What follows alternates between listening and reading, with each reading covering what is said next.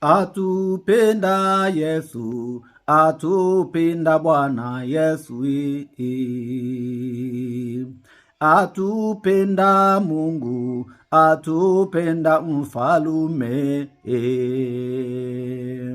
Atupenda Jehova, atupenda Bwana Yesu.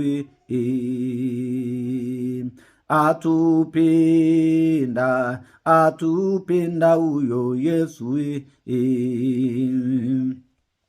Alipenda kanisa, atupenda Bwana Yesu. Atupenda wapendwa, atupenda huyo Yesu. Pamoja na dhambi zetu, atupenda Bwana Yesu. Pamoja na madhaifu, atupenda huyo Yesu. Atupenda. Baba, katika jina la Yesu Kristo uliye hai, ninasema asante mara tena kwa neno lako. Ninasema asante mara tena kwa kundi lako. Ninasema asante mara tena kwa maisha mema unayoendelea kutuonyesha hapa duniani.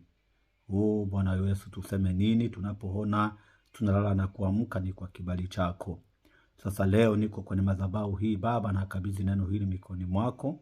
Uweze kulibariki, uweze kulinua Baba, liweze kutimiza makusudi yako juu ya binadamu wote.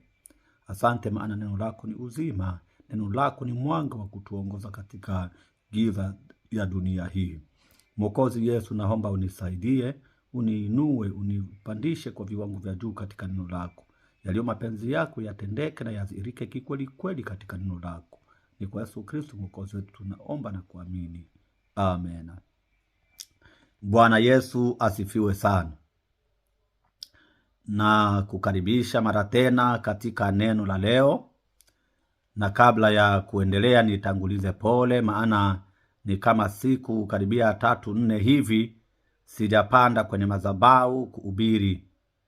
Lakini hayo yanatokana na shughuli zingine za kihuduma ambazo tunaendelea kuzifanya hapa nyumbani, zinanichukulia muda. Lakini naamini kwamba ukipoteza muda wako kwa sababu ya huduma ya Mungu, huo haupotei bure. Maana tutaulipwa siku moja. Na malipo yake ni, unajua ni gani? Malipo yake ni kuingia kwenye raha ya milele. Amen. Wewe jitahidi tu. Kama uko muombaji, kaza tu. Usirudi nyuma. Simama na kanzu zako.